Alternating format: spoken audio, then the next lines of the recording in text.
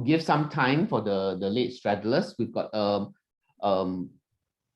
quite a number of people we're expecting, but I don't know, in today's day and age, webinars are now something that people just register and then don't turn up, which is rather disappointing. Unlike physical events, right, where we get to see each other a bit more. So give us about a couple of minutes while we start. In the meanwhile, I'm going to share my screen, and if you can, do join our wait,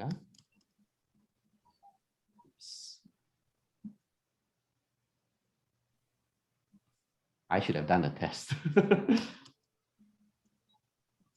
Okay.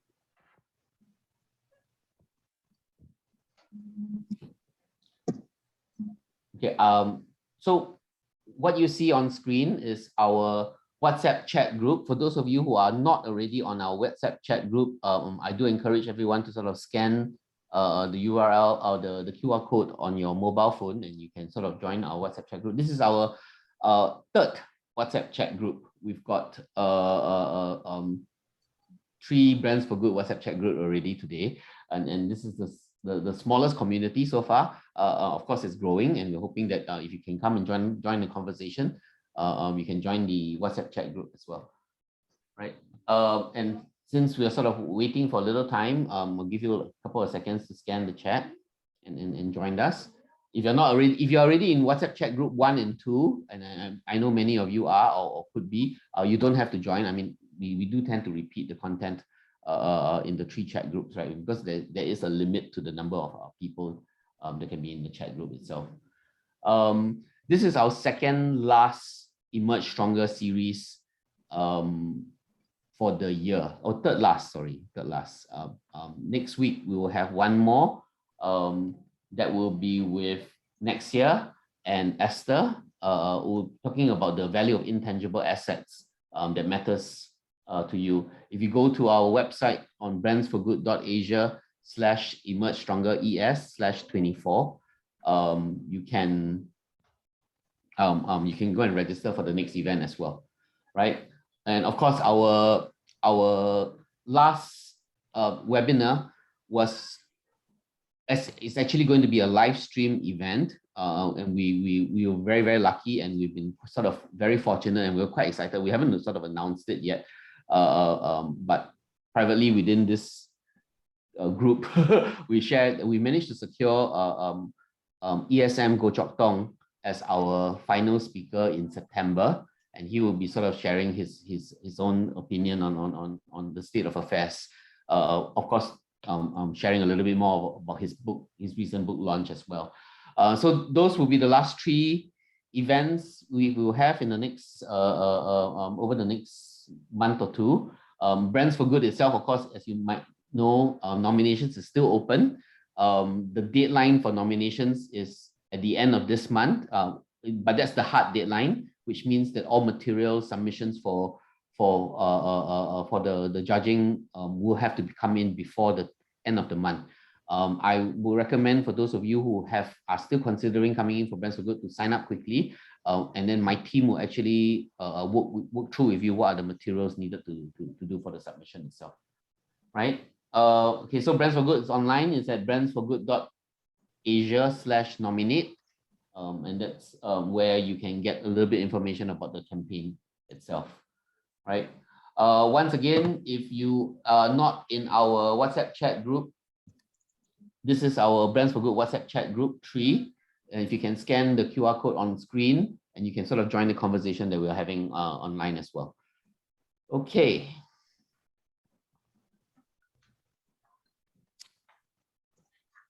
Looks like, okay, so it's 2:06, and I think to sort of keep time, and then we've got 26 guests today, or 29 guests today. And once again, I'd like to welcome everyone, and then welcome to our Brands for Good Emerge Stronger webinar series. Just a little bit of history. We've been running this Brands for Good webinar series since COVID started in February 2020, last year, right? And we really literally had to cancel all our physical events, and we pivoted to running our events as a webinar. But we also started recognizing, and we also sort of heeded the the government's call and team for businesses to come out stronger out of this situation. I mean, we didn't know that it was going to last 2 years. And obviously it's been quite a journey for many of us, I suppose, as well. This is our 24th or 23rd session so far over the last 2 years. So it's been quite a crazy time. Brands for Good, of course, is co-chaired between Alan from IPOS Society. He's the founding president for IPOS Society, who unfortunately is unable to join us today. And the other co-chair is Esther, which I have the privilege of having with us, and who will be sharing a little bit more about Brands for Good. So I'll start first with a little bit of sharing from Esther. Esther? Thanks, Glenn. Okay, just give me a second. I'm just going to share my screen.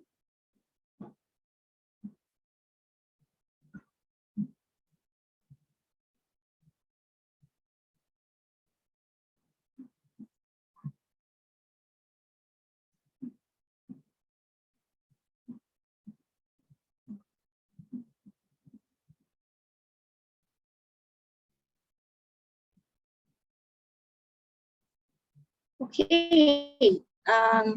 Yeah, so thank you for being here on the afternoon with us. I think it's a privilege for us to be able to have you guys join us.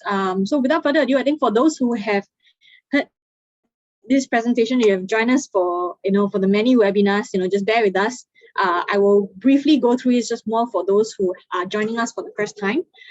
So I think Glenn has also touched a little bit on what we do. I think this is our fourth year running, right, Glenn? Fourth year, right? 2020, yeah. Right, fourth year running, yeah. Losing count of the years, but it's been really good 3 years. Give me a second. I don't know why my internet is really slow, but yeah, there you go. Yeah, so I'm just going to briefly go through what we do and also what is our proposition. And for those who have not joined us, feel free to join us after this. I think vibrant community lah. As mentioned, we have the founding partners, both IPOS Society and IPCC Singapore will approach basically by CEO Asia to say, look, we have this idea of wanting to do a movement called Brands for Good. And because I think we had a common vision in relation to helping local businesses commercialize their IP, and that's how the IP side of things came about with the collaboration between IPOS Society and IPCC Singapore. And then, of course, without funds, we can't move, and that's why we have Maybank on board, and they have been with us from the very beginning and continuing to support us, for the 4th year running. So really, thank you, Maybank, for making this come true for us. Yeah. So as of today, Brands for Good, we have incorporated as a non-profit organization. We're registered in Singapore. And over the last 3 years, I think we've built quite a sizable community, and we have over 300 SMEs now, all involved in positive impact enterprises across Singapore and Southeast Asia. Also, we are in partnership with Ariba, which I think Thomas will share a little bit more later on what Ariba stands for. And also, we have our sponsors that have consistently been supporting us as well in our efforts. This is the signing of MOU with ASEAN CSR Network, which is also headed by Ariba, and I will leave this for Thomas to present later. So this is a cutout from Business Times that was this year, and I was just showing how, despite the COVID-19 last year, we still did a virtual event. We did a combined conference actually with Ariba, and also then had our presentation of our awards for all our award winners. So what exactly do we stand for? I think it's the marrying of intellectual property plus the business angle, and having, of course, the intellectual property for humanitarian good angle. We are looking at companies, because every company will have IP, depending whether you have patents or trademarks, your brands and whatnot. Those are also considered IP, and to bridge the gap between that and to enable businesses to understand how you can then use, your brand, your pattern, your technology for humanitarian good. So this is really has been the sort of the value and underlying principal message that we have been carrying for Brands for Good. Right. So we are also of course propelling the broad ESG framework, and this is environmental, social, and governance. These can all be evident in the categories that we have for nominations. So I'm gonna briefly scroll through. Just reinstating our mission is to help good brands differentiate effectively and create transformative value by their intangible assets. Second is, of course, to make waves with ASEAN Brands for Good stories. So we're not just limited to Singapore, and that's why we are, in partnership with Areba to reach the ASEAN market. And also thirdly, to build a global community of responsible and inclusive businesses. So if you are one of such, business that you're already, cultivating this culture, now with a larger group of community, we can make a bit more noise in that sense. So our 4 C's, these are our proposition for all businesses to raise competencies, to help build a community, to have capital. So we are also looking into injecting and getting funds, right, to help some of our businesses in their growth of what they're going to do in relation to reaching out to the community in positive impact, and of course to raise champions for good as change makers. So in every category, every year we do recognize certain companies who are outstanding in their leadership, and we call them champions. So I won't be going through this. I think I have also briefly touched all this as well due to time constraints. So these are actually some of our champions. They are leading in their very space, right? Of what they are doing, and I think from the previous years we have gotten a lot of feedback from the winners that joining Brands for Good has actually helped them to elevate their brand awareness actually in the market as well. So it's a good thing for us to hear, and very heartening to hear as well that we are able to play a part in highlighting what they have already been doing before, but bringing it to light for the community to know. So this is a sample, or rather a snapshot of what we did for 2020. We have creatively run the award ceremony virtually, and then we also had SIMAN and the ambassador and many more to sort of grace our events. These are some of the events that if you're joining as part of our network, we also have many events with ministers and closed door dialogues, which if apart from that you may not be able to have the chance to do it. And so this was a conversation that we had with Minister Chan Chun Sing, and I think as Glenn mentioned, an upcoming one as well. And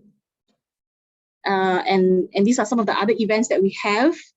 This was our opening sort of ceremony that we had earlier this year, where we had Prof Lim Cheong Guan and Ms. Lim Hui Hua, and we talked about the role of government and business. Okay, so these are some of the past highlights. I won't go through all of them. Just scrolling through for you to have a taste of what our events and what we have done so far. You can also see more of the information that are available on our website. So how can you be part of our community? First of all, if you haven't thought of nominating, I would really strongly suggest that you nominate yourself. And even if you don't win or don't get chosen, you will then be part of our community already. And if you can't win this year, try again next year. Second is if we always welcome more sponsorship, and I think with more sort of funds, we can do more.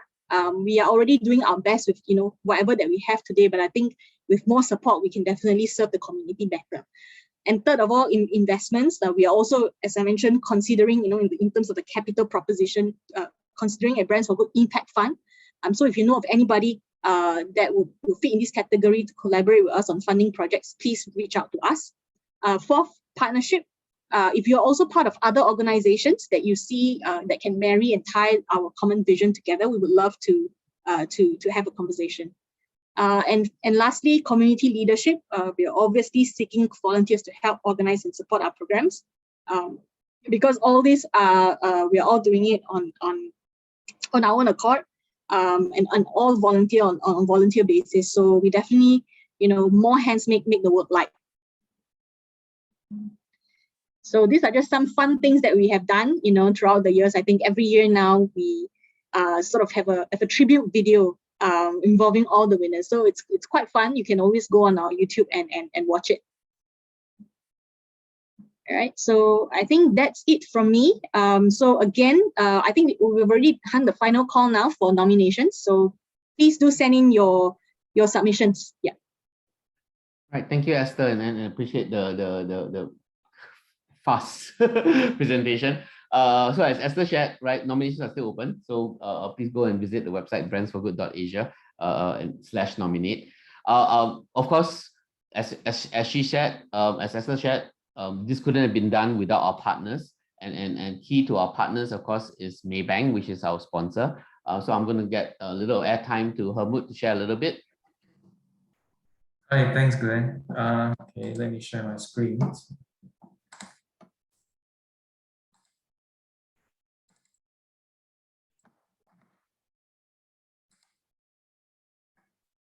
Is it good, Glenn? Yes, you're good. Okay, hi, good afternoon, everyone. Okay, my name is Helmut. I'm from the SME Banking Business Development team. So today I'll be sharing with you a little bit about Maybank. So Maybank has been around since 1960. Yeah, with the largest bank in Malaysia, as well as the fourth largest bank in Southeast Asia. We are the only bank that has presence in all 10 ASEAN countries. So if you're planning to have a go regional, so we are one of the banks that you can consider to bank with. Yeah. So this year we actually launched this Maybank Momentum Grant. It's actually the first recyclable grant that's up to 150K for small charities. So some of the requirements like maximum 1 million in annual operating expenditure is highlighted in the box below, so you can have a look there. So if you're interested to apply for this one, you can always reach out to us. So at the same time, to help SMEs, we actually work with Enterprise Singapore to provide financing. So these are the three types of financings that we can provide, including the WCL, capital loan, temporary bridging loan, as well as EFS trade loan. So we're talking about the WCL is more for the working capital gaps that for SMEs is a maximum cap at 300K. Then with TBL, temporary bridging loan, this one is more for to help SMEs during this COVID period. Yeah, so this one is up to 3 million. So both are actually quite similar. It's more for a working capital purpose. Then the third type of loan we have here with enterprise will be EFS trade loans. This one is for your stock financing when you do import and export.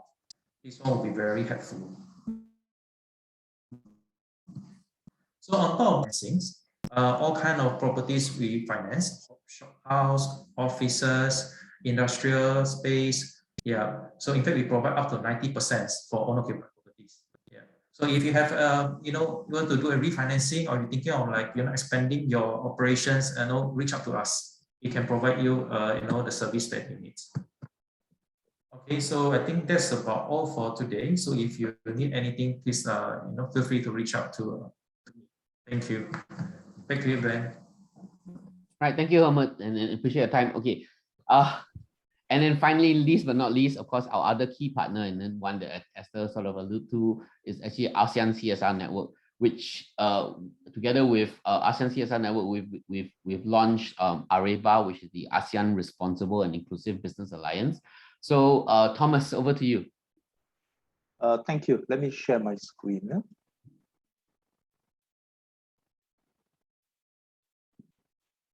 Can you all see my screen? Okay. Yes, we can. Good afternoon. A very warm welcome and thanks, especially to Professor Lawrence Lowe for sharing his group, part of his great intellectual knowledge and repertoire of knowledge that he has.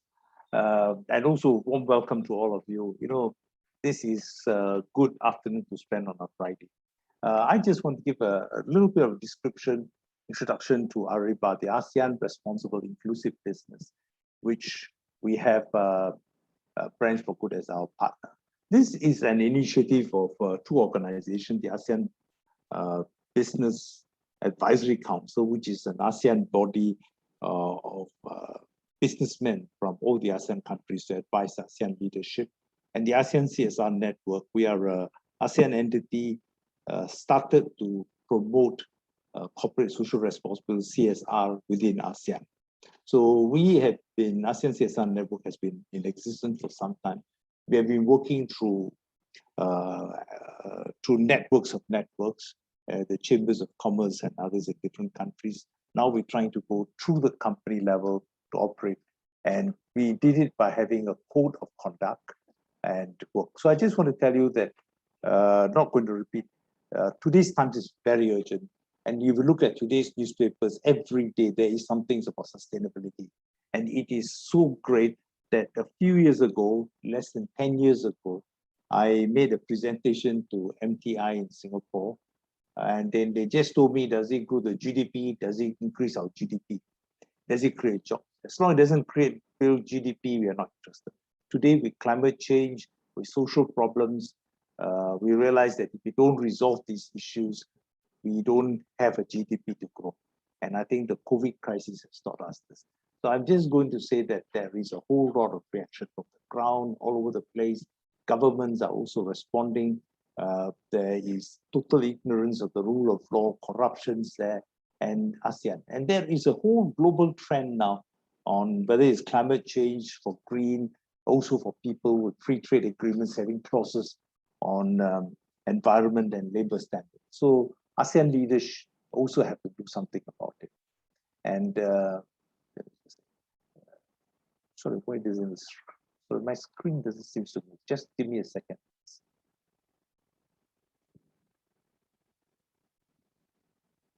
Sorry. Okay. We tried to work how to establish it. Actually, we have a code. We agreed that we should have some values for our businesses to go ahead. And ARIBA is actually talking about businesses to act on these value systems of, because you cannot have law for everything. Although there are lawyers here who tell you that it's possible up to a certain time. So we have to talk about values, the spirit of the laws, and a whole lot. So these are the 7 principles of values that we're talking about: accountability, transparency, ethical behavior, respect for stakeholder interests, which is beyond shareholders, respect for rule of law, respect for international norms of behavior, and to treat people with respect, dignity, and fairness, which is another name for human rights.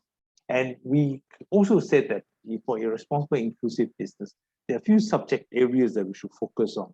And the first and most important one is on governance. Sorry. I have to go backwards.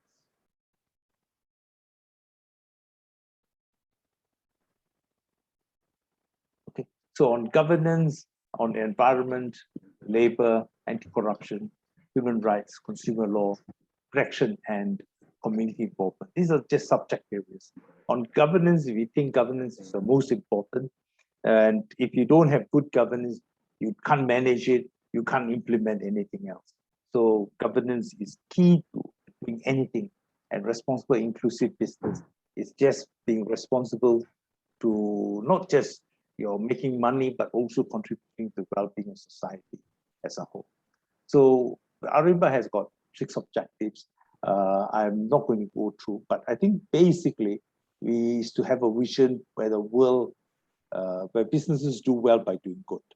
You do it because it's the right thing to do, and you will succeed. And our job is to promote this responsible business conduct, good governance, share information, share experiences, share good practices, support governments, businesses, other stakeholders to do this, and to connect businesses. And it is like our relationship with a number of our chambers of commerce outside within ASEAN, and also with Brands for Good to complement their award scheme is also part of it. And I also want to say one of the other small things that we are doing is a few projects. One of it is also on procurement. We are hoping that using these principles, companies that use those principles will be enabled to get more business. And this is a drive that we are pushing through and trying to get more acceptance within the region and beyond. So what I have done is briefly just touch the surface. And if you need more, please do join us. Ariba, we have a microsite, and our marketing is being done in collaboration with Brands for Good, and we can all help each other. So on that note, thank you. Happy to share. If you have any questions later on offline, please contact me or any of my else. Thank you. Right. Thank you very much, Thomas. And just to sort of pipe in as well, I've shared the Areba website address. It's at www.areba.org in the chat group itself. So for those of you who are still unfamiliar with Areba and what it does, you can always visit the website and find out more. Right. And so there we go. So we've come to the main the main show for today. And then I'd like to once again thank everybody for their time. Just a quick reminder that we have a WhatsApp chat group, and I will post that on the chat group later for those who came in late to join our conversation.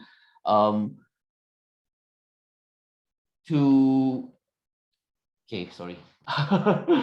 Okay, so now before we begin, and before I let Prof. Lawrence Loh share, I would like to take this opportunity to take a photo shoot. So if I can get everyone to sort of turn on their cameras and we can quickly get a shot out. And Firas, are you there? Yep, ready when you guys are. Okay, thank you. So let's wait for everyone to turn on their video cams. Yep. Oh, actually, there's a lot of you guys. No.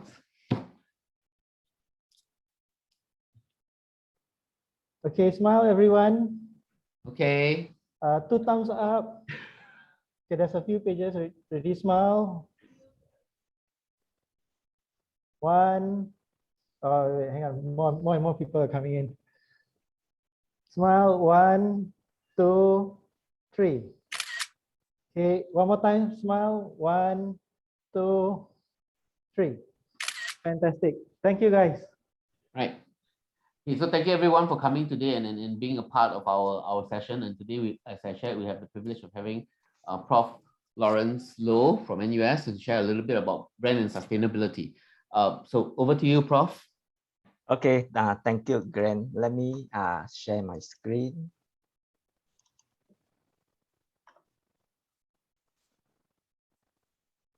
Just to check, you can see the screen, full screen? Yeah, full screen, you're good. Okay, thank you, the organizer, Brand for Good, for inviting me for this very special seminar. And in particular, I really have to thank Mr. Thomas, you know, the two of us have been partners. I'm not sure what to call, maybe partners in crime for many years. We've been collaborating on several projects. And just now, Thomas mentioned that I'm a reservoir of knowledge. I think it's something very interesting because a reservoir, even though, you know, it keeps water, you have to keep up with all the latest knowledge. Otherwise, it will be made obsolete by another new brand, and it is called new water. So you know, in my profession, I always have to keep up, even though, you know, we store the water. And today, I'm very happy and quite delighted to be with all our friends here in this forum, so that, you know, I can share some of my maybe opinion, ideas about impact of sustainability on brand value. To put it more shortly, your organization is called Brands for Good. So my talk today is sustainability on brands. I would say my short title for today is Good for Brands. Sustainability is good for brands. And I am very passionate about this topic precisely because I come from a place called Center for Governance and Sustainability at NUS Business School. And we have been doing quite a lot of work in governance, and just earlier this year, just a few months ago, we actually rebranded ourselves to be called Center for Governance and Sustainability. We used to be called a very, very long name. I'm even very afraid to name it, but now we are quite precise. We used to do a lot of governance. I'll share some of the work we have done.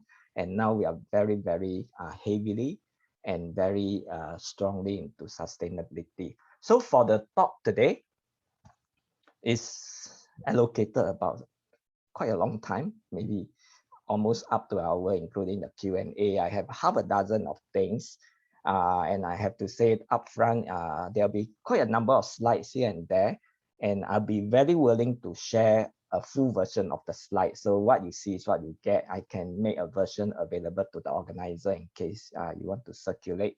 That's not a problem. So you have to say upfront, don't have to take screenshot of everything you see, save your camera space.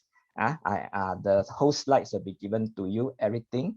And I also have to say that I want to conduct it in the seminar style, American style. So feel free to chime in anytime, not to worry, you just unmute yourself, find a nanosecond gap between my speech, and then just chime in. I will know what to do if you are, I will manage the time and weave your idea into what I'm saying. So for this talk, there are 6 key things I want to say. Of course, the first thing I want to say is to lay the context and the scope. So I will say something about the place where I'm in, maybe just for maybe a few seconds to a minute. And then I go on to the main part, which is the study itself, which was just conducted. And then I go on to, I'll call maybe the main dish is the sustainable brands framework. I will highlight some case studies of, I think this will be something maybe useful for our audience here, to look at some of the real examples, real insights from real brands operating in our market space now. And then I try to relate to the ASEAN context, because I believe many of us in the audience also want to regionalize our involvement, regionalize our growth into new markets, particularly in ASEAN, because now, ASEAN is so heavily branded in this setting. So I use the word ASEAN, and also because I've been doing a lot of joint work with Thomas on ASEAN, so just as well. And then I will have some issues, and then we will have a Q&A dialogue. But even for that, I would like to say again, feel free to chime in anytime, anyone, anything. Okay, yeah. Okay, let me just, in a few seconds, to lay the context, not so much to advertise ourselves. My center has been doing quite a lot of research in 2 spaces: corporate governance, corporate sustainability. And in the usual ways, we have our media for disseminating and sharing our insights. We've been quoted in the media quite a lot. In fact, the last calendar year, myself and my center has been mentioned 600 times. I don't know whether that will qualify me for Brands for Good, but never mind. Yeah, we should, right? okay, but more importantly, the bottom line today is, I really want to use this occasion to find new industry partners, including Brand for Goods. And I was looking at all the audiences today. Many of them, many of you can be my partners. And talking about partners, this is just an illustrative list. In the true spirit of brands, I don't list them by English word. I just show the brands. You can see from A all the way to the T. ASEAN CSR network is there. Some of the big 4 industry regulator, SGX. I'm hoping for the day when Brands for Good can be listed here as well. All you need is to collaborate on the project. So we'll put you up as one of our partners. And lately, We even have PwC, which is going to do some work with us on sustainability as well. And we even have TCS coming in, going to do some work on AI and machine learning. So I think it's something very, very exciting. I hope to partners, any one of you, if you are keen, feel free to contact me to advance any initiative, studies, research, or even marketing and consultancy work. Yeah. And my center is just organized along two main areas. It's just a simple graphic, CG and CS, and anything in between. And what is in between, for example, we do work on diversity, gender diversity, ethnic diversity, and we have done quite a lot of very strong work on business integrity. And again, this is in partnership with ASEAN CSR Network on business integrity. And now our main focus, our demand, we have a lot of demand from outside partners in sustainability. In fact, when we rebranded ourselves this year, our web visitorship just shoot up instantaneously because of the word sustainability. So it really goes to show the importance of the brand. What you name yourself is what you get. Full stop. Yeah. Sometimes you don't have to do anything, just how you name yourself, people will be a path to your door. So that's branding. I think this is what your organization believe in. So for example, one of the projects in corporate governance, you can see the circle here. One of the project has been, we do the ranking of all listed companies in Singapore. It's called the SGTI, Singapore Governance and Transparency Index. It has been in the Business Time headlines for 11 consecutive years. You can see the number 11 because every year I update the slide, I just change the number because every year it hits a new number. So this year, just a few days ago, last week, we again hit the headlines in our governance study. The CEO of Singapore Exchange, Radko, was there. He was the main speaker at my forum, and I gave the presentation. So just last week, our project was spread over 5 pages in Business Time, including even the editorial. So I think, if anything, I'm very, very fortunate to have that impact based on the group branding that we have in governance and sustainability. And just to lead into my sharing, also in sustainability, and I will talk more about that later. We've been quite active in the space in the last 2 Singapore studies. It was actually taken over by Singapore Exchange, even though it was started with Thomas and myself. SGX literally inherited it from us, and we were asked to do the work for them. So this was the last 2 forums. You can see the picture on the left is BC, before COVID. The picture on the right is AD, after disruption. So okay, so you can see, between just 2 studies, it was a bit different. We have a fiscal event, and just in May, 3 months back, we have a Zoom event. The Minister for Sustainability was there, Ms. Grace Fu, and of course, many of the key people. And this leads on to my one of the key things today, which is the main session. After laying the context in what I do, I think it will give you a good understanding where I come from in terms of all the work that we carry out at the NUS Business School. And I must say that all the work we do, even though it's academically rigorous, our main aim and I make it a very strong point, it must have a practice contribution. And the language we talk and we speak must always be in tune with managerial audience, corporate leadership in SME. Sometimes SME is quite a loaded word, but I think SME is something that we also want to focus in. So for the presentation today, I have this framework. This is the framework for the session today. You can see I have 4 pieces. On the left side, let me try some trick. Okay. Can you see the circle? Yeah. Yeah, I mean, I'm so used to giving lectures, writing on whiteboard. One thing I missed in the Zoom period is the whiteboard. So this is the closest I can get. Sustainability leading to brand value. That's the main packing, order today. But I will actually go along. Something more important is how do you do that? It is actually carry out through having brands that are sustainable. Brands for good should be brands that are sustainable. I think that is a given now. There's no doubt about it.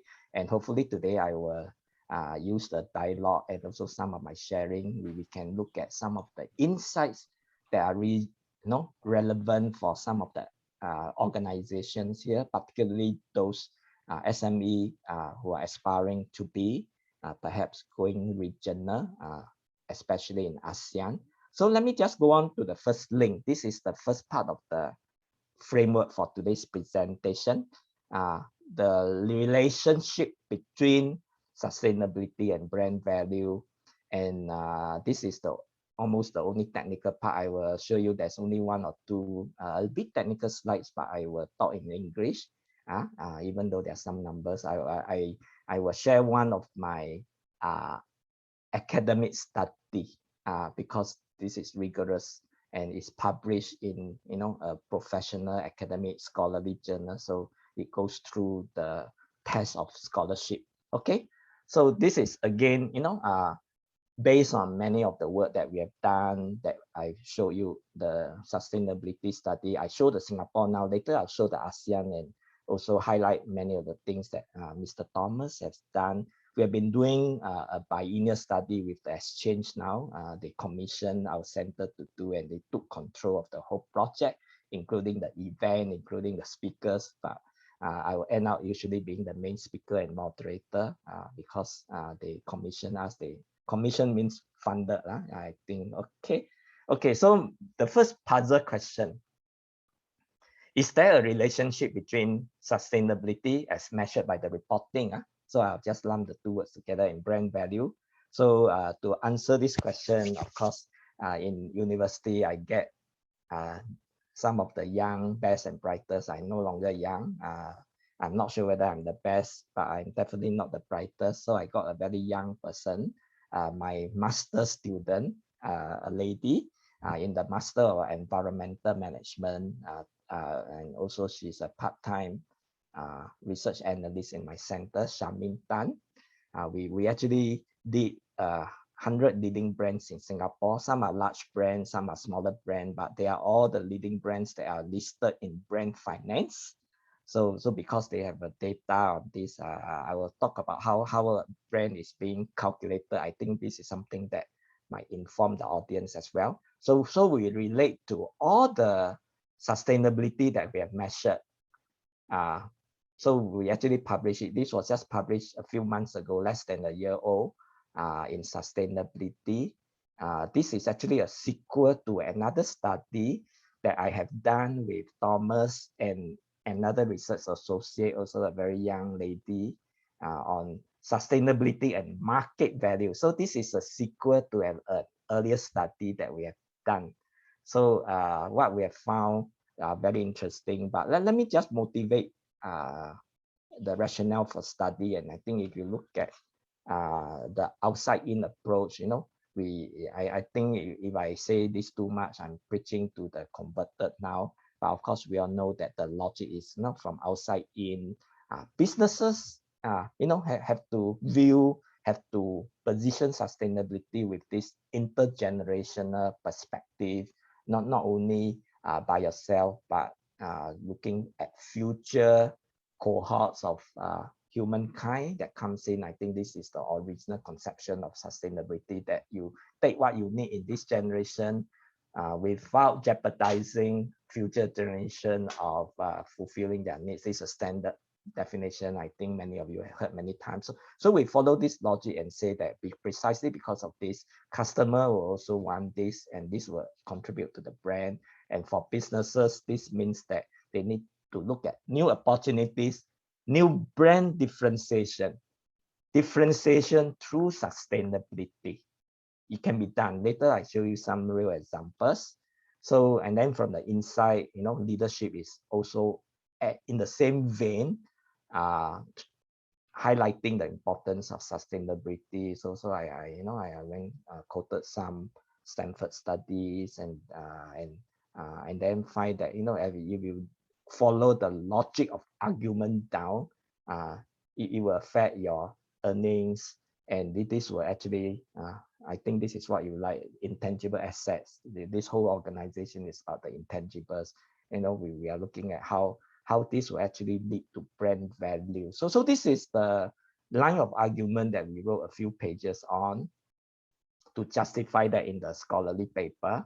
Then in terms of the measurement, there are two key measurements. One is sustainability, one is brand value, brand. In sustainability, we are very, very fortunate to use a framework that was originated by Thomas when he was, you know, a CEO of another organization in Singapore before ASEAN CSR network. So he got this framework, and we fine-tune, adapted it along over the years, and it becomes now the scholarly reference for measuring sustainability. Is cited many times all over. So based on the original framework that we published in another paper, we use it for this paper. You can see at the bottom, the source is ASEAN CSR Network and CGS, my center. It has a few things. ESG. ESG, all of us know, environmental, social governance, and actually in the original and the full conceptualization of sustainability, there's also an economic part that sometimes becomes taken for granted. But in all the key standards now, economic part is actually a key thing.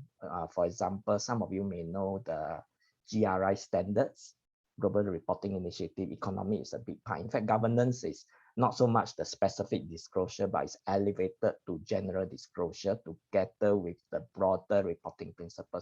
So we have a very elaborate framework to grade, to assess each company. Many items. It's not just check the box, but looking at the quality of their disclosure. I actually have a team of very experienced assessor in my center, including student interns, full-time research associate. They know that their job is just to assess companies, governance, sustainability, and we do that. So we use this as a measure, and I think many of these specific things would be relevant to many of us here today. I won't have the time to go into each of these detail, but you can see the items. These are all the standardized measurement of sustainability according to global standards, GRI, SASB, and many other standards. Yeah, okay. So for brand, this is a very tricky thing. How do you measure brand value? And I think perhaps this is something Brands for Good will also be interested in. You know, you are talking about Brands for Good, but how do you actually measure your brand? So there's a stream of research that is being operationalized and made practical by a leading journal. Actually, it's a periodical, professional periodical, Brand Finance. And they use the ISO 10668 standards, and this standards is actually a set of standards. Let me quote the exact word. The standard is about brand valuation, requirements for monetary brand valuation. So it's trying to put a monetary quantum. Every SME can actually use this kind of approach to calculate your brand value. So it's a bit complicated, but there's a key concept. I will say this and then show you a chart. They use a royalty relief method. Royalty is spelled with R. It's not L. It's not a misspelling. It's R.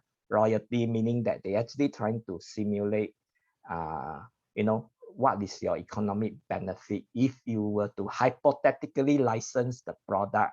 There will be a stream of income, royalties that you pay. So it's quite complex, but in a nutshell, there are just 2 or 3 steps. One is to look at your company. Your company can, you know, many companies can actually use a balanced scorecard to calculate your brand strength, there are many indicators.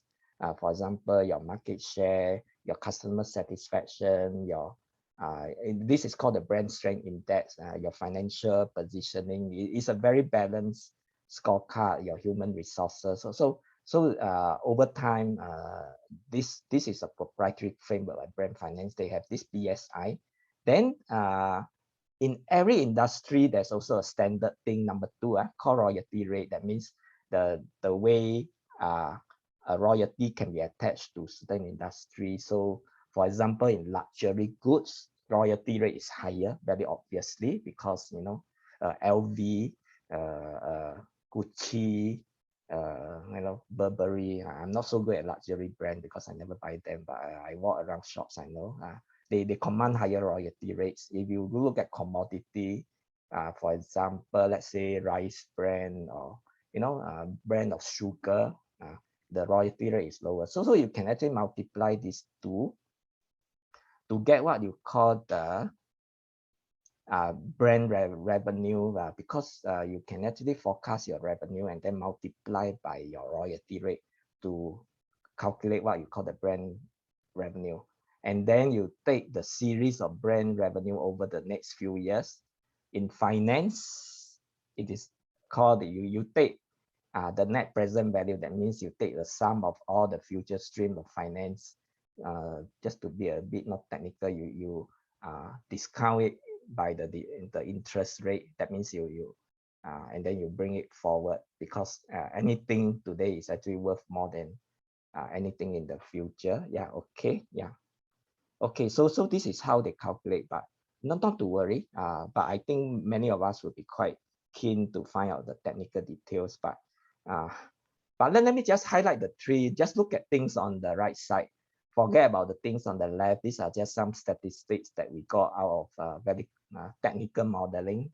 Not to worry, because this is what researchers and the journal reviewers, the journal editors will look for. They will look very carefully in all your computation. But if you look on the right side, there are just 3 findings. Very simple.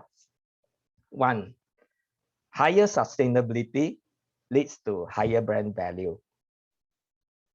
Okay, in other words, in fact, I wouldn't say higher sustainability. The presence of sustainability report leads to higher brand value. First, I have to say in a more definite way, the presence of sustainability report leads to better brand value. Then number 2, yeah, that's higher sustainability reporting score, which is the quality, leads to higher brand value. So number 1 finding is about quantity.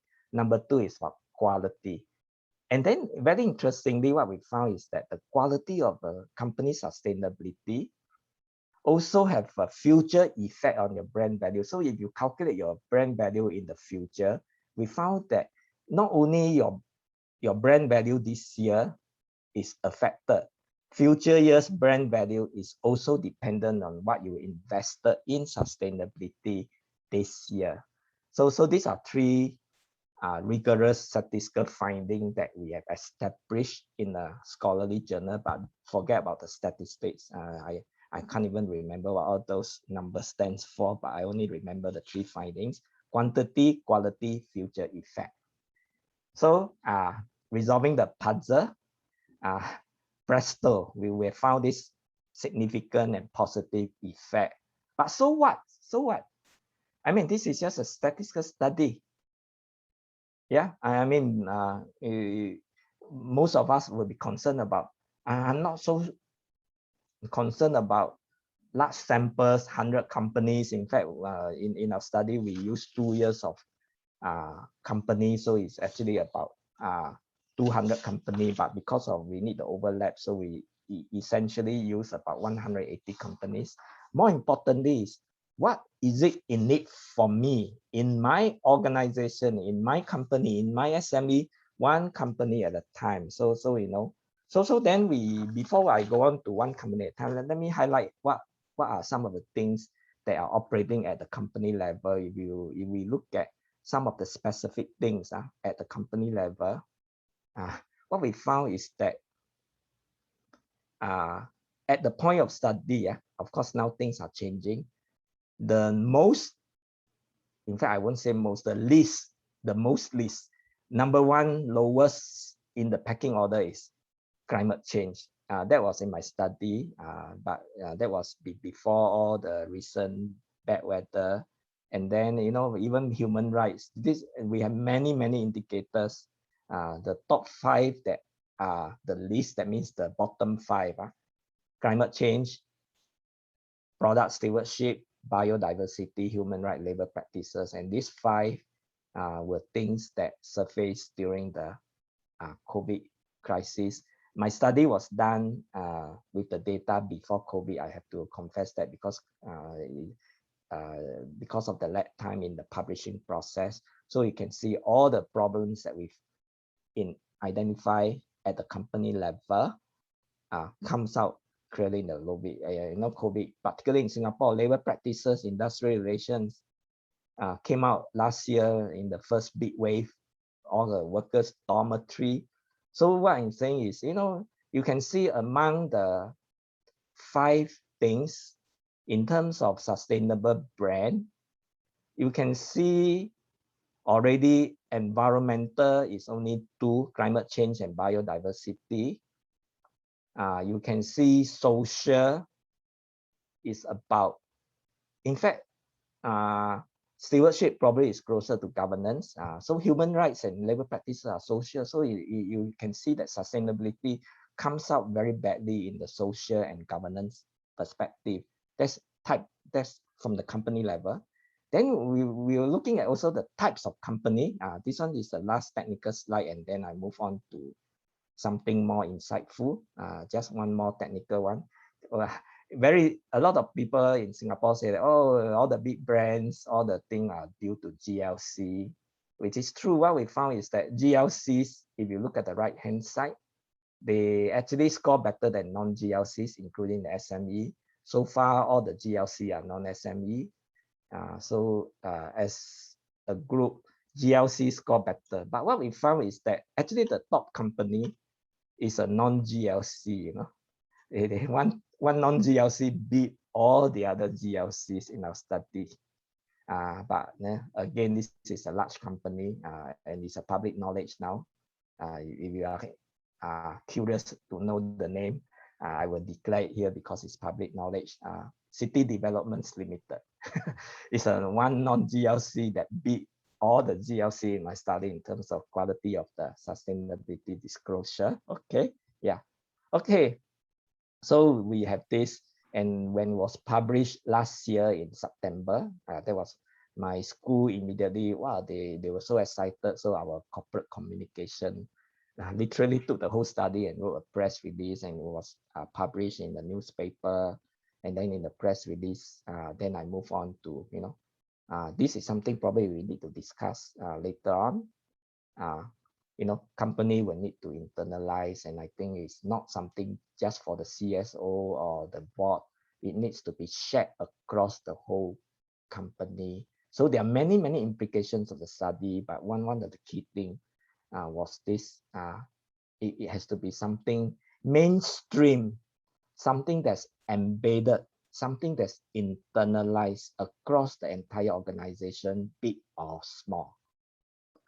Okay, so I move on to how do companies do it, but maybe I pause here for just a few seconds in case there are some questions, because otherwise you have to remember so many things before you ask your question. And in case there are any burning questions, you can melt the iceberg now. Any burning questions? Prof, there are 2 questions actually in the chat group. Okay. From Michael Yin, the other one from Michelle Zhang. Okay, I can read the chat group. Maybe I will address them now.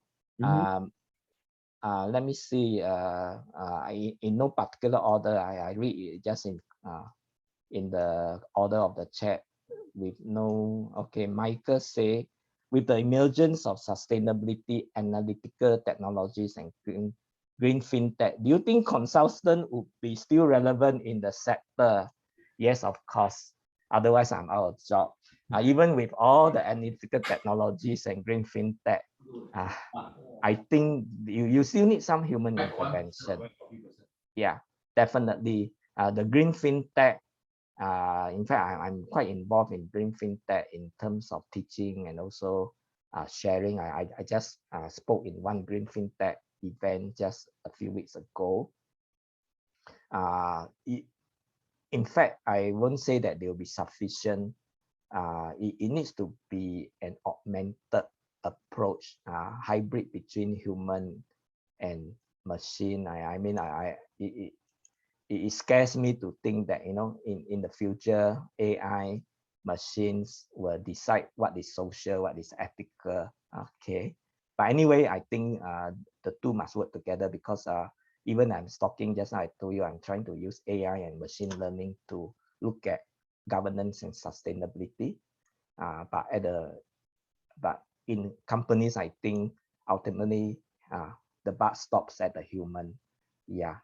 And then maybe let me move down. Michelle Zhang, can initiatives such as UNPRI, which stands for United Nations Principle of Responsible Investments, okay, encourage investors and organizations to do well by doing good? Definitely.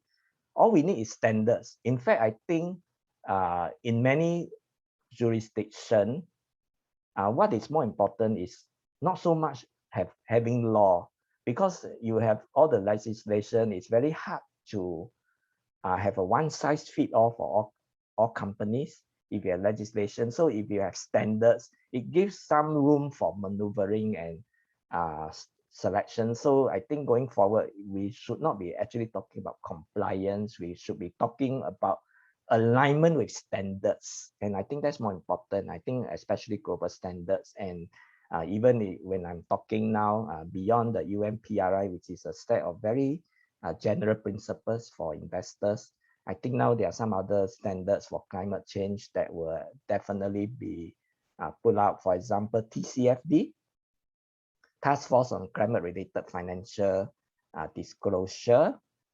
This will be going to be required for financial institutions as a law, and this will also be mandated for listed companies. And I think if these are the two signal, all the rest of the company should follow such standards. So I fully support initiatives that guide companies, SME, precisely because they can be very descriptive. I won't say prescriptive, and organization can choose what is relevant for them. And many of these, usually in our professional circle, we call them comply or explain. Yeah. Oh, very good. Greenwashing. Michelle again. Yeah. Oh, wait. Before that, okay. Since I got yours, would there be greenwashing? Yeah, greenwashing will happen everywhere.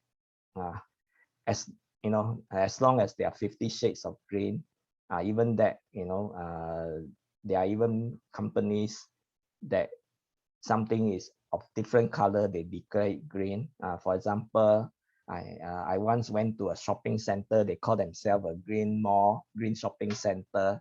And then in the shopping center, they in a big atrium, wow, a big hoo-ha about a big lucky draw. You know, if you shop there, big lucky draw, and the first prize was a petrol car.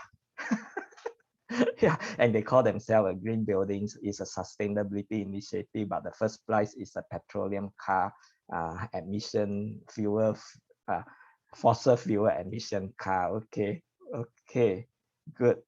Maybe one more question. What policy innovation should we expect from regulators to push, incentivize the private sector to do good? I like the word innovation, because we are always talking about policy guidance, policy law. And I think what is going to be next is we should not have too harsh a law, but we should use the positive aspects of incentive, encourage. So I think regulators should actually work in a very developmental way, not so much regulatory way with industry, to co-develop standards, co-own good practices, and sell the business case, and not just sell the business compulsion. I think that's very important, especially for sustainability. I mean, really in my experience, I talked to many CEOs of SME. There was once when the sustainability was required, announced in 2016. I move around in circle. Just a small story. I spoke to a chief executive officer of a printing company, SME. And then he told me, oh, you Lawrence, Professor Lawrence, you're promoting sustainability, very good. But sir, let me tell you this, the CEO told me, you sustainability is going to put me out of business. I'm a printing company.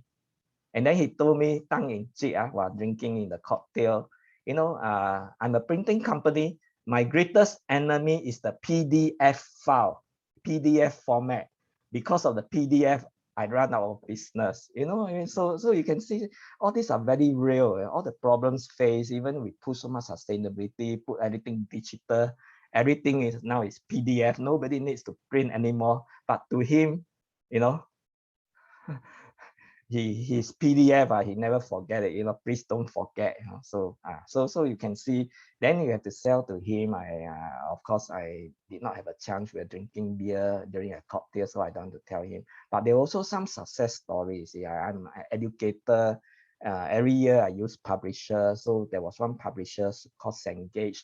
Of course, all publishers are now very innovative. They create from a pure printing publishing company like McGraw-Hill, or they pivot themselves into a digital solution provider for textbook.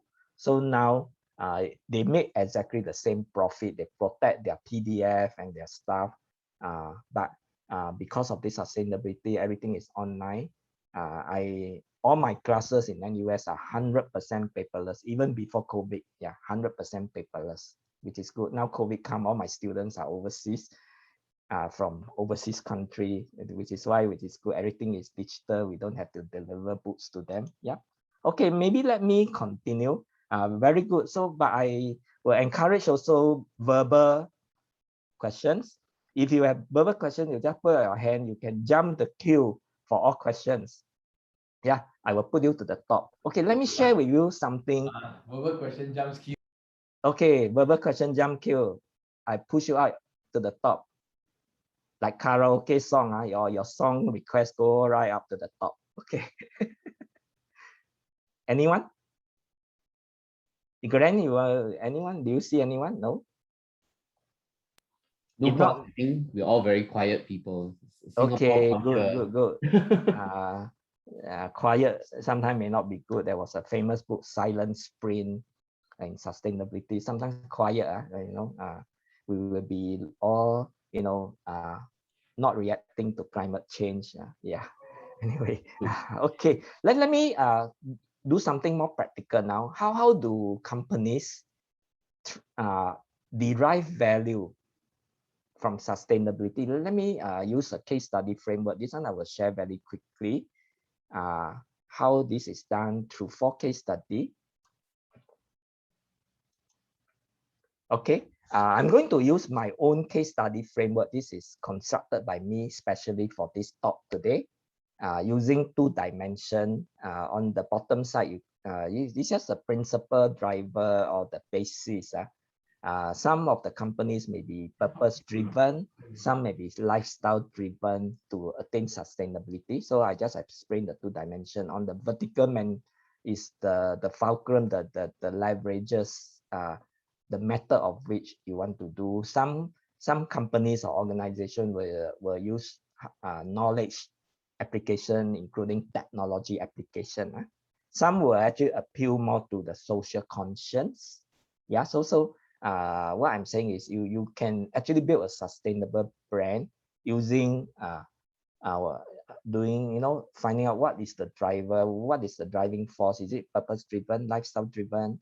Is it leveraging on social? Is it leveraging on technology and knowledge? So I have 4 case studies. I will just go clockwise to highlight how sustainable brand, in my view, can be done. I have 4 examples. First one, I have to use this as the first one. Later I'll tell you why. It's quite hard to pronounce, but I think it's Jen Ash Team. Later we tell you how this brand came out. And then there's an Aesop brand, How Foods, and go clockwise. I have a personal interest in this. I'll tell you why. I use NUS Business School as another brand. because I was quite involved in the rebranding as well. Okay, so let me do the first example. If you in Singapore, if you want to look for good brands, this is the first stop you go to, Brands for Good. Yeah, the first stop and the best stop to get the good brand. So among all your winners last year, yeah, I'm sure Grant and all the colleagues in Brands for Good love this. I use your Brands for Good as the best example. And Wow, not lovely. only, yeah, Grant, okay, right? We love you, Prof. Yeah, okay. Yes, you don't say love me, we are same gender.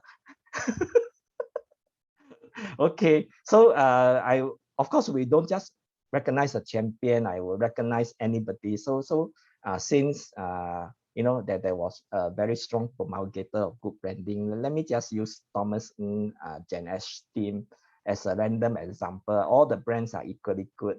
So this is one good brand and sustainable brand pioneer for e-learning in Asia and beyond. You know, state of the art learning platforms, emulating benchmarking against Ivy League university like Cornell. They have learning management system, they digitalize. So even before COVID, even, it was a very sustainable platform for use. And now even SPF are thinking, if you look at the bottom, how this can be used for SME. Yeah, so this is a Brands for Good, the best and the example, distinctive example. Founder Thomas Ng, the brand, the name, I just found out accidentally in the website. It came from 3 family members beside himself. The wife is Genevieve, so Jen, the daughter Ashley, and the son Timothy, so Jen Ash team, and then they are certified B Corp. In other words, they focus more on stakeholder capitalism. It's a long story about B Corp, but essentially they are moving away from just shareholder primacy, shareholder returns to a broader spectrum. So you can see this is actually a very sustainable brand. If you look at the brand, you can see that this Gen S team is social conscious. Yes, you can see all the things they do, and purpose driven. You can see on the right side, you can see social conscience is always there. They are, beside what they do, they are helping all unfortunate, the less fortunate segments of society. So it's a very strong linkages to this brand. So this is a first example. Another example is something more recent, Aesop, which is lifestyle driven, but also appeal to social conscience. Aesop, I think the name probably come from Aesop fable. Some of you may recall Aesop fable is an ancient Greek storyteller and also a slave. Yeah. He has 725 fables in and maybe about 600 years before BC. Yeah. Okay. Yes. So this is a lifestyle goods and what they have done, besides having all the soaps, they actually have a way of being socially responsible. They actually, for example, beside all the standard thing, production method, ingredient, energy, packaging, they have a partnership with Sembcorp to introduce R&R, rinse and return. So I think many of the customer actually return. If you are invited to return, and if it's plastic, you advised to wash it before you return. If it's a tube, they might help you to recycle. So I think it's very good. They use this recycling concept to appeal to a new breed of consumers, which are building up very fast. And they also donate money. If you, for every container recycled return, they will make a $1 contribution to Zero Waste SG for the circular economy. So I think, this is another example, the new breed. So instead of, many of existing product, you can actually innovate in such a way that you can cater to circular economy. So this is a second example, Aesop brand. beauty. It was just highlighted in July this year, last month. Yeah, so third example is how food was also highlighted just last month, just a few days ago. A startup that use AI and machine learning to create healthier formulation. Would you want a donut that's designed recipe made by AI? I'm not sure, but this is lifestyle driven. You can see on the top right side in my case study matrix, and they leverage on knowledge and technology. And I'm very proud of it because they are founded by 4 NUS graduates in various disciplines. In fact, many of the startups are founded by university students in all universities in Singapore, in polytechnics, even in schools. So this was founded by them. How food and exactly what do they do? They formulate food using AI platform to create healthier baked goods, meats. I don't know how it's done, but it's actually done. So I think it's just coming up soon. It's an emerging product, so probably they will not make money yet, but it's still getting the commercializing. They just got their a VC to fund them 3 million. So again, this is a new breed of things start out, but even existing company can use this concept to innovate your existing product, follow a startup. In fact, we should not be even talking about entrepreneurship. SME can talk about intrapreneurship, internal innovation. No need to do a startup. But of course, you can even spin off your own startup. I know a lot of large companies, they spin off their own startup to get to the market faster, or they go around buying out startups. So this one is using AI, the third dimension, lifestyle-driven knowledge application as a leverage. So as a last example, which is another part of my framework, purpose-driven knowledge application. And I highlight this not because I'm from NUS Business School, but because I was chairman of the branding council just some years back to rebrand NUS Business School. So we came up with a new logo. We came up with a new tagline, and also interestingly, this one I think it's recorded, but never mind, I just put it on record. The vision and the mission statement were actually written by the branding council, not so much by the CEO or the management body. The branding council took charge of everything. In fact, we even created 5 core values of the NUS Business School, which eventually were slightly adapted and adopted by the entire university. So this came out from my committee, and then we came out from with a new mission, a new tagline, which is leading from Asia. It's very interesting because my committee has professors coming from different countries: Americans, Asian, Chinese, India, Singaporean, and some administrator. So when we rebrand, because technically our business school is also SME, because we are not that big, but the whole university is big, but our business school is actually a very comfortable SME. We wanted the word leadership or leading. We wanted Asia. So we debated and debated. So somebody say, is it leading in Asia, leading for Asia, leading with Asia, leading by Asia? Then one smart professor said maybe it should be called leading in spite of Asia. Even the two concepts, people can say because you're Asia, you're handicapped, because we are always fighting against the Western league, American, Europe. So Asia was actually a handicap, when we put our best research against the American. Sometimes if you come from Asia, they will not want to look at it.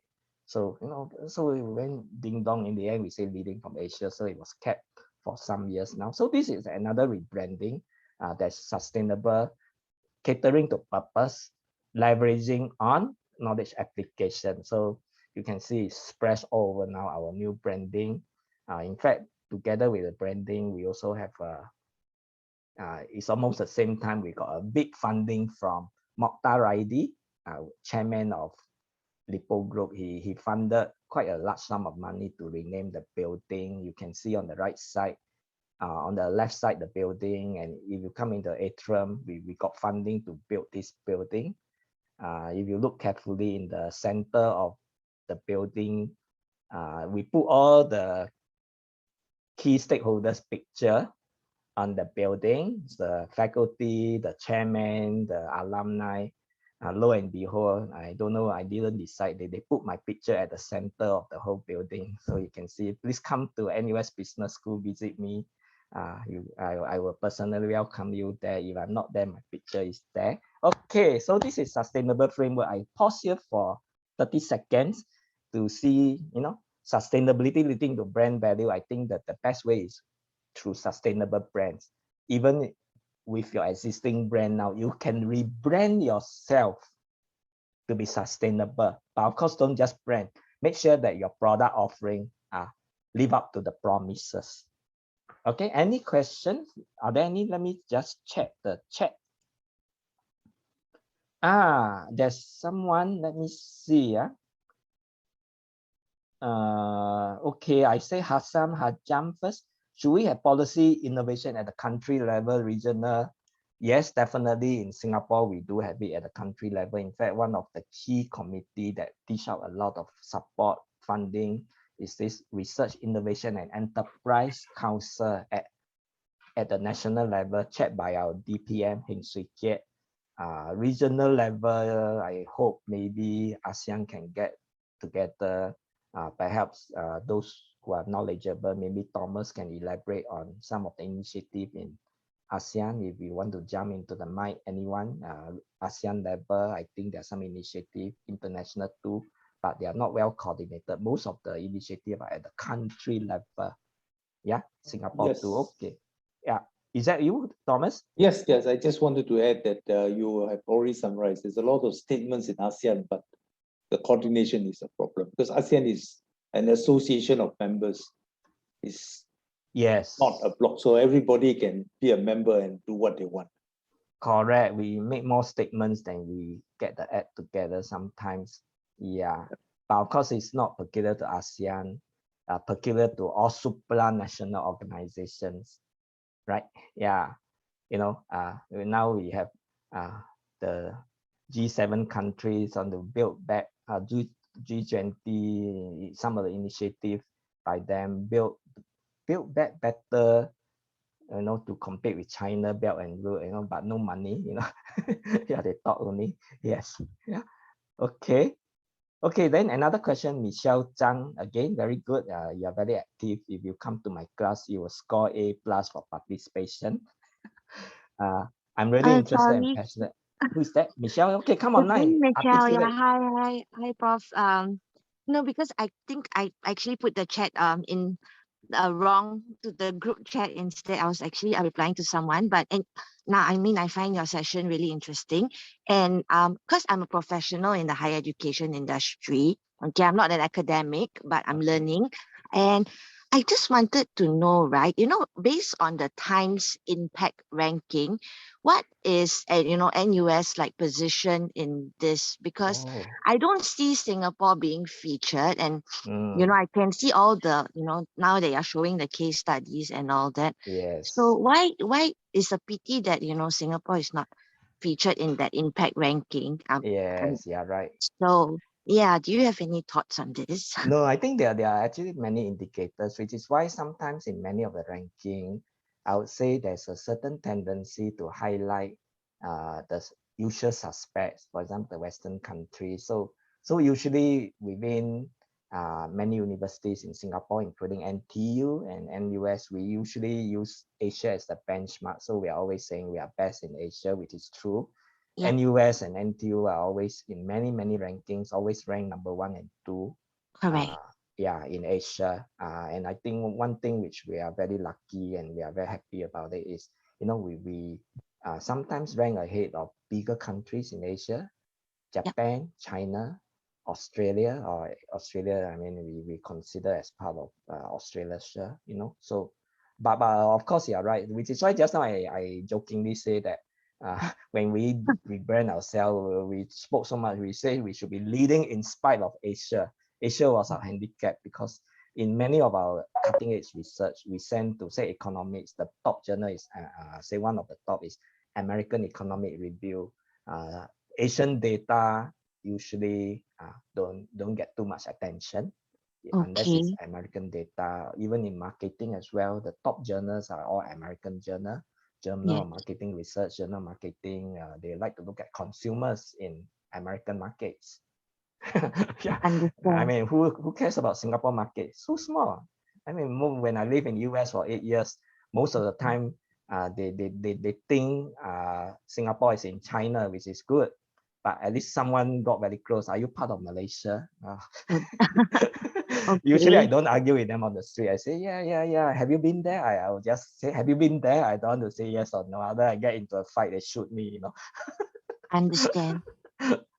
Okay, because yeah, that was why, I was asking about the UNPRI and whether there's like lots of greenwashing, because I don't know. I feel like, sometimes I see all these rankings and all that, or the things, and I don't really feel like there's a positive impact, or there are, Yes.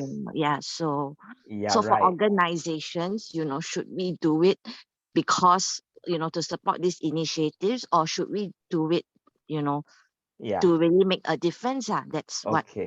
yeah. Okay. Greenwashing is a Okay. very big topic. Yeah.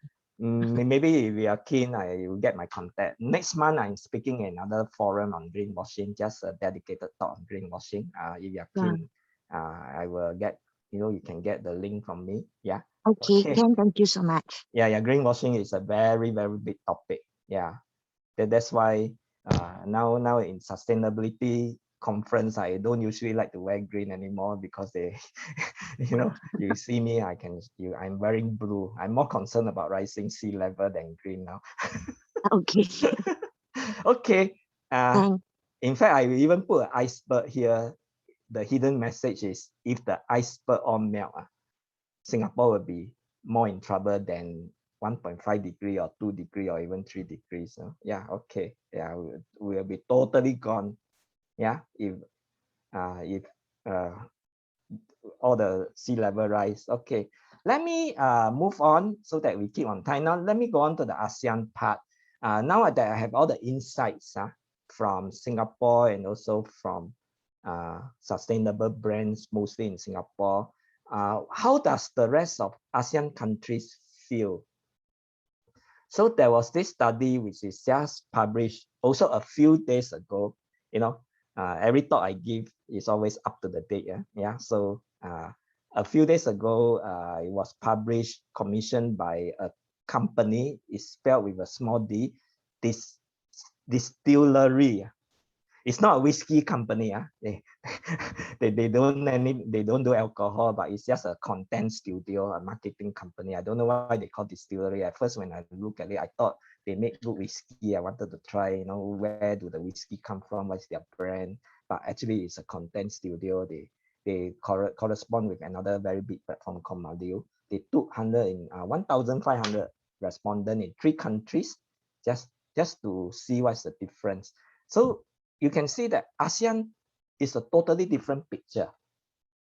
Just by this small study, you can see that, first of all, interestingly, in this 3-country inter-country comparative study, Indonesian consumers actually place more emphasis on brand purpose, which is something quite counterintuitive. I would thought Singapore would score very high. If you look at the statistics, let me activate my pointer. Okay, if you look at the statistics, Singapore, you can see willing to pay more for brands with purpose. Indonesia, almost close to 100%. Singapore, way below Malaysia and Indonesia. Only 2/3 willing to pay more for brands with purpose. If you say review their brand choice regularly, Singapore, they're all very lazy. They don't want to review brands, always stick to the same regular brand like me, so comfortable. You see, Singapore is a totally different market. You look at pick brands based on societal stance. Singapore is again much lower because these two are very reputable research bodies. So I think the sample size is quite well constructed. So you can see Singapore score very low in all the social and purpose. Maybe you know why, but Indonesia somehow score the highest. Malaysia is quite close, but the distant last out of 3 is Singapore. Then if you look at other things like plastic waste, I highlight just a few interesting things. In terms of plastic waste, again, you know, compared to other things, if you look at Singapore, in terms of plastic waste, it is the top issue, but in Singapore, it is below sustainable living. In Indonesia, the top issue is plastic waste. In Malaysia, the top issue is plastic waste. In Singapore, the top issue is sustainable living. So if you can do sustainable living using a lot of plastic, yeah, okay. Okay, then you look at another set of study, supporting societal and environmental causes impact KPI. Again, Singapore doesn't score very well. It's very interesting. Maybe some of you may know better reason because all of you are SME and you're closer to the market. But this is all the true finding. It correlate with many of my other studies as well in sustainability reporting. Yeah. Maybe I pause here in case there are 1 or 2 questions because I don't want to have a grand Q&A if you have views about this. Anyone? Quite short. Yeah, very short. Lawrence, could I say something? I'm Thomas here. Actually, I'm not surprised because I think in all the ASEAN countries that we go, Singapore is the most, we call it hard-headed and one dimension, make money. Because in my life, I've got politicians telling me if it doesn't make money, they are not interested. So sometimes is whether we do greenwashing, impact washing, we call it being pragmatic. Yeah, right. No, so you know, the statistics are like that. No, my only suggestion is maybe I think our organization, Brands for Good, we should do consumer education also. Yeah. Wow. Yes, could I also say when you put the word product and service stewardship, it's actually consumer protection as one of the least subjects that we look at. So consumers, the awareness of consumers is not very high to support causes. Yeah. So we would be not very successful in boycotting some things compared to maybe some other countries. Yes, correct. But what my only worry, if all our organizations, company, SME look at this result, then, you know, of course, in business, we want to make according to the needs of customer. We don't bother about plastic anymore. We continue to use, we continue to, no need to talk about purpose, just make sure that they enjoy their product. So you know, I don't know which candle, which end of the candle we should burn. Is it the SME or is it from the supply side or is it something on the demand side? I think this is something probably we need to look at, because I'm also talking now to CASE and other organizations to see what, you know, things needs to be done. Don't just you know, be concerned about consumer complaints. We need to educate consumer as well, you know. Yeah, I think these are something maybe food for thought. Okay. Yeah, maybe I will leave here and then we can come back to this again after I show my last part of the study and then I have some issues. The last part is actually the ASEAN part.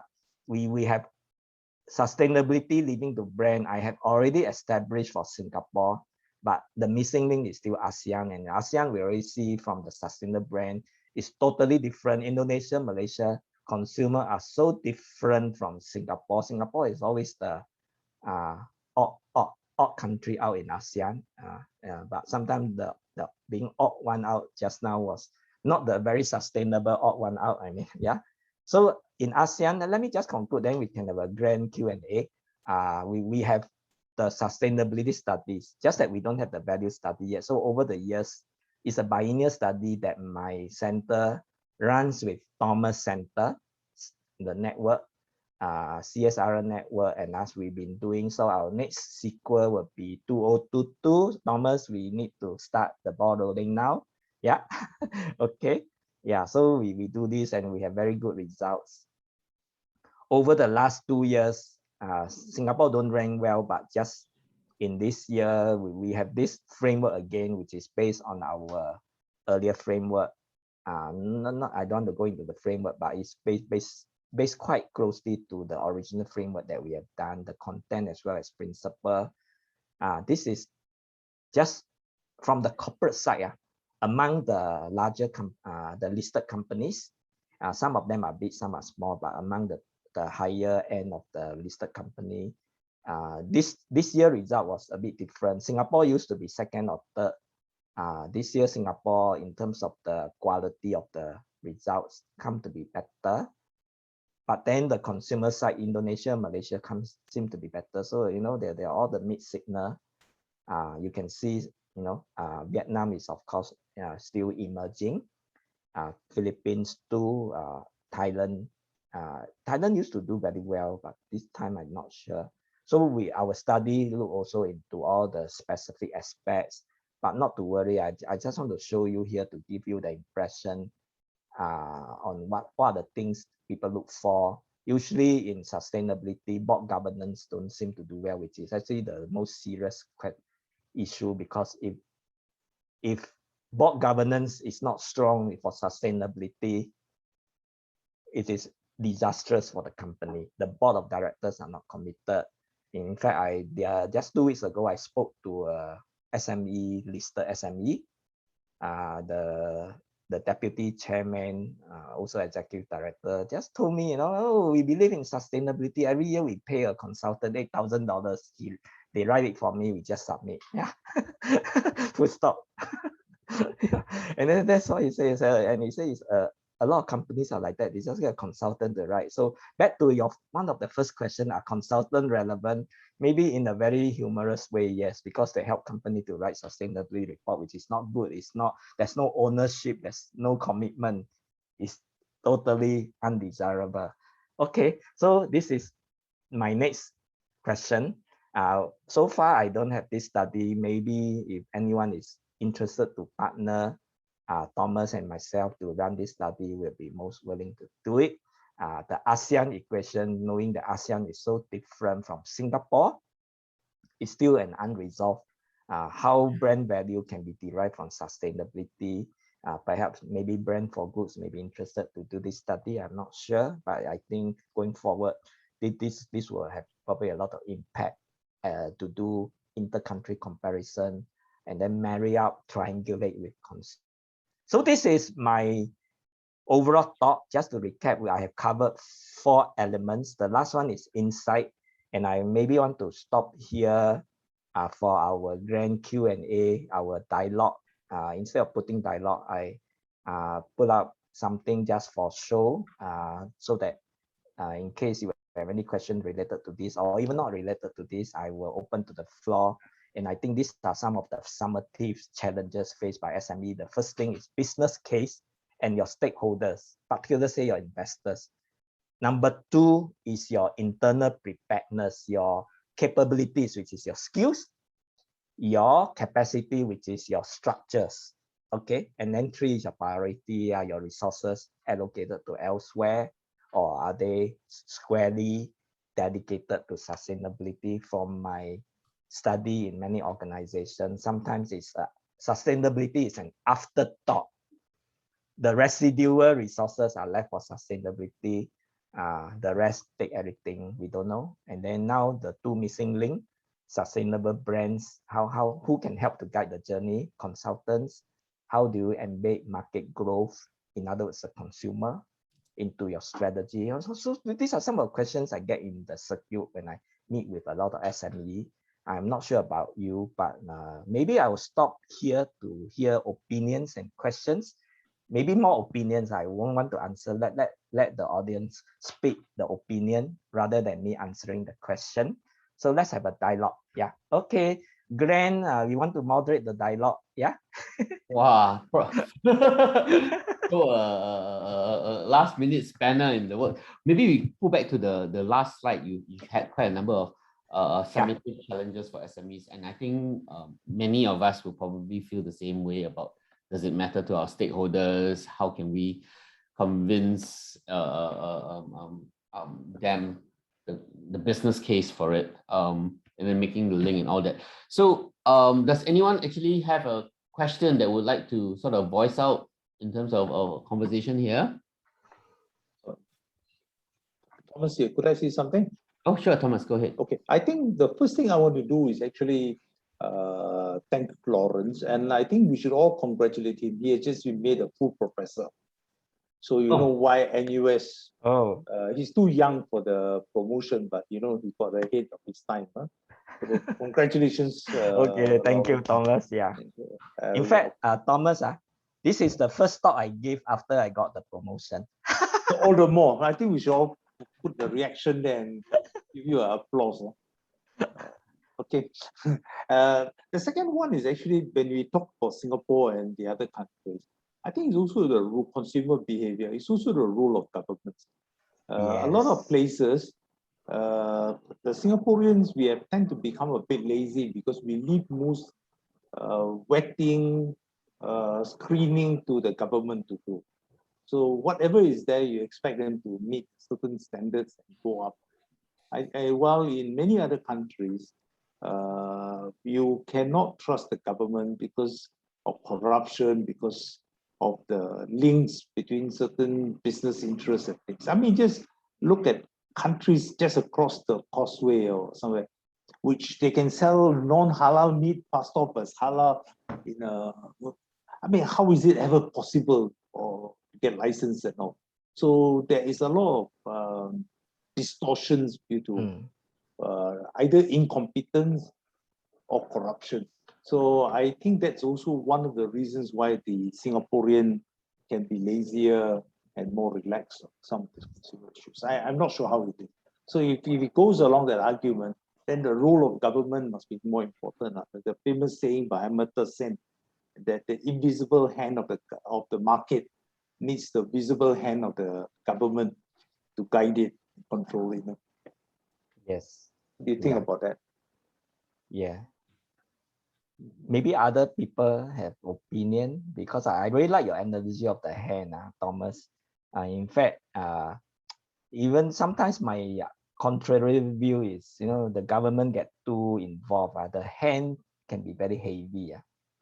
But I always, you know, when I work in civil service before I was seconded there, I always tell my big bosses there privately, we, the government, should have a heavy hand, but with a light touch. Yeah. Can I just jump in also? I think the role of, like, you know, besides government, of course, I think education is also very important, because I feel that the younger generation, you know, like my daughter and all that, they're really more passionate and they truly believe that they have a more purposeful role to play, in the process, as compared to maybe say my parents, you know, whereby the mindset and the thinking is a bit different. And I think it's also the same in an organization, because, you know, we have younger workers, we also have the older workers, and and that I think there is actually quite a gap, you know, to how they approach this topic. Yeah. Yes, I think education play a part, and I think actually a lot of parents, even myself and you too, we are learning from our children, you know, about sustainability. It's on the habit side. On the daily basis, you just, you know, throw something on the floor. They say, oh, recycle this. They tell, oh, this is blue color bin, green color bin, whatever color. Up to now, it's still quite confused, but all the children, you know, they are learning in school. Yeah. Yeah. Yeah, so education, government, are there any very key, I would say, influencer or even a promoter or enforcer in this whole equation of things? Yeah. I think I attended an event in the UK, I mean a virtual one. They talk a lot about the sustainability thing. So Europe, they are very strict on this, but I think the biggest challenge right now is data. And data, because I'm not saying like there's the quantity. Quantity, yes, there's still insufficient data to actually better understand how to make sense and solve the problem. but it's more of quality, because in the end, if you got so much data but you don't know how to use it, then companies also don't know how to approach how to integrate the sustainability into their own business operation more efficiently. Correct. So now we have a lot of information, but someone has to put them all together into organized framework for company to tap on. For example, in my center, we do a lot of evidence-based work. But again, my challenge is a translation to real practice, which is why I need to always do reality check, go around, talk to real companies and, find out what are the real issues, challenges. And I think this Brand for Good is definitely a very good platform to not only initiate a dialogue, but to actually ignite action. Yeah. Yeah, Good afternoon. Sorry. No, Afternoon, no. Professor. My name is Wei Ping. So a bit of background, I'm a founder of a social enterprise for the past decades. So I do see elements of what I have been doing right in your presentation so far. So I guess my biggest challenge as someone who is trying to be a practitioner of sustainable business, right, is about these two key challenges. First one, all this research and up to date data and all the standards that's been very current, right? It's something that we always have to learn first. Then after we gain this knowledge, right, the next question is how can we be a practitioner of all this knowledge? We need to internalize them. So I guess there's one missing thing I'm always trying to seek around is there a one-stop center that can, like what you're trying to do, get the latest technology immediately, data research, just put them in one place and then quickly pass it to practitioner who can implement straight away. Yeah, so I guess this is a challenge for me personally because I'm attending a lot of webinar. I'm getting bits and pieces of information. The next thing is I ask myself is who do I talk to? The series of questions here, there are 5 points here, right? They're all relevant. So on each of the points, I find that I have to go find who is the expert. And then whether the expert is helping me in terms of giving me knowledge or the expert is the consultant can help me to look at my processes and tell me specifically these are the actions you have to do on a daily basis. Yes. Or you have to go back to the drawing board and look at your brand. Right. Yeah, I like this idea. Yeah. Okay, so wow, one-stop center. And right now, I think, again, I think Brands for Good, even my research center, but unfortunately, sometimes my challenge phase is, we need all the resources, you know what I mean? Even my research center, we're doing all this thing about sustainability governance. We are totally self-funded. I don't receive any government funding, university funding, school funding. Every piece of work that I do at the center, even though it's for the common good, I raise the money myself. You know what I mean? Yeah, Thomas will know. I mean, you have the same challenge as me, totally funded, even though, your work is so, I would say earth-shaking, so momentous. But again, there must be a proper macro allocation of resources, and because many of these are free good type of issue, public good issue. So you're right, and how do I address you? Wei Ping. Wei Ping, yes. What is your name of your startup? Yeah. Connect Private Limited. Connect. I'm actually a training and education company. Oh, yes. Yeah. Maybe I should find out more. I can quote you as my next case study for other audiences. So Wei Ping, let me share my own journey. I run another business called CEO Asia, which is the secretariat for Brands for Good, right? And okay. Honestly, I have also been trying to find a one-stop source for information and to answer certain questions and all that, right? The conclusion is there isn't one, and I figured this was 5-6 years ago, right? To even begin to learn this, the best way was to try and learn it from the best. So hence why Brands for Good was sort of formed. Personally, I did it as a learning journey for myself. And I then cobbled a group of people and friends and convinced everybody else to say, hey, I think this is something that we can do together and learn together, especially. That's my personal journey. Yeah. So going through all these webinars and having conversations like this with Prof. Loh, and with some of the participants in Brands for Good, sort of gives us sort of that opportunity and the insight to see what they're doing and where they're getting their sources of information or their sources of what. There isn't really one, I think, unless of course NUS Prof Low wants to start something and start doing a whole Yeah, why not? center Yeah, around that, right? yes. You mean an information hub for information, like a wiki page or a wiki or I'm sorry, I'm like Yeah. Oh yes, actually I used to work on a project last year with a group of volunteers. They create this thing called the Green Lobang. So the Green Lobang is that one-stop wiki page for all this information. I can send you the link for it. Oh, wonderful. Yeah, you should share that. We will Okay. all love to see what you put together. Yeah. Yeah, and I think to introduce myself also, I'm Michael. I think Jen know me also. So I'm creating a kind of a super app to actually allow people to look for solutions and do their own sustainability compliance as well. Very good, very good. Okay. Does anyone else have a question? I mean, we've got 7 more minutes till actually technically by the end of this webinar, and we're supposed to have a quick breakout room after that. So I think we sort of want to open the floor to any comments, last minute questions. Could I just do it's Thomas here again?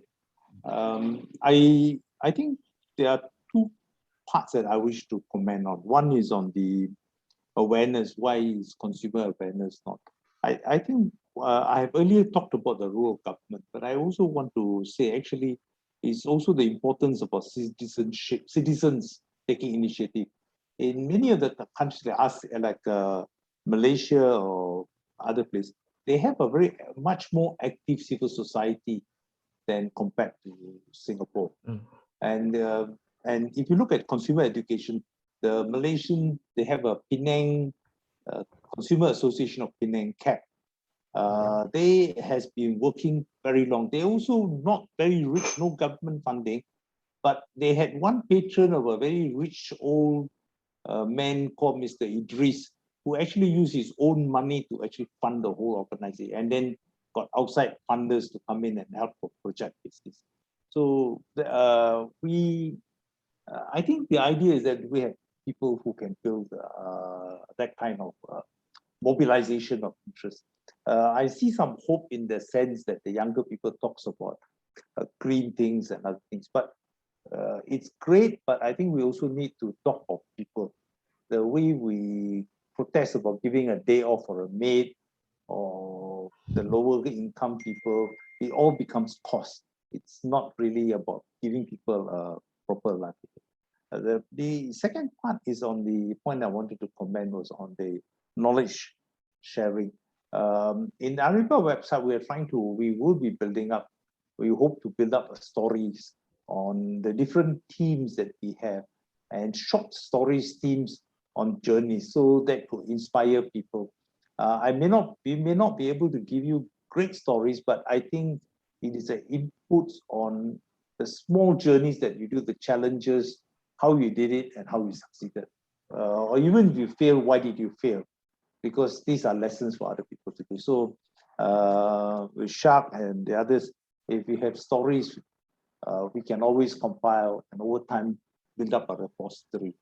Beyond the official studies and the thesis that we have done with Lawrence, this could also be quite useful.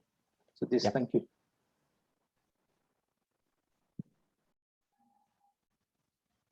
Okay, thank you, Thomas. Any last words? Esther, would you like to share a little? No?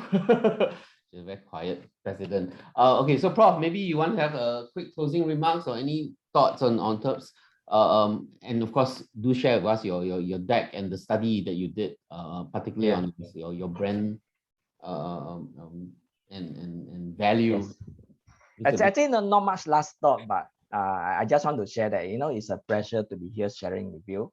And I think I really look forward to, moving in this journey with Brands for Good, with you, Grant, Thomas, and all the partners who are, in this audience, Michael, Michelle, and several others who have contributed actively, and also those who are observing. I hope to maintain the dialogue. So please feel free to contact me, and we can see what we can do in terms of resourcing as well as advancing the frontier of sustainability. Because, like, you know, Grant, in the background, there's this ferry wheel. Every time we talk about sustainability, it's like the ferry wheel, just go round and round, we never move anywhere. So I think we should be like the other side, the super tree. That's true. Yeah. So thank you so much, Brands for Good, Grant, Thomas, No and worries. all others you. for inviting me. Thank you. Thank you. Thanks. Yeah, thank you. Thanks, Lawrence, for accepting the invitation. Thank you. Thank you so much. Thank you. Thank you. Thank you all. So guys, since we're all now here, and I think as per our usual sharing, what we'll do is we'll have a breakout room. We'll stop recording now, and then go into a breakout room just after this, and we'll split the group into 2 parts, and so that you can sort of do a quick introduction and introduce and meet some sort of new friends.